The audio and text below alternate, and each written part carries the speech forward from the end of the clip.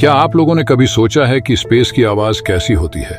पहली बात तो अंतरिक्ष पूरी तरह शांत है, क्योंकि अंतरिक्ष एक वैक्यूम है और वहां आवाज यात्रा नहीं कर सकती। पर वैज्ञानिकों ने ग्रहों से निकलने वाली रेडियो तरंगों को रिकॉर्ड किया, जिससे हम उनकी आवाज सुन सकते हैं।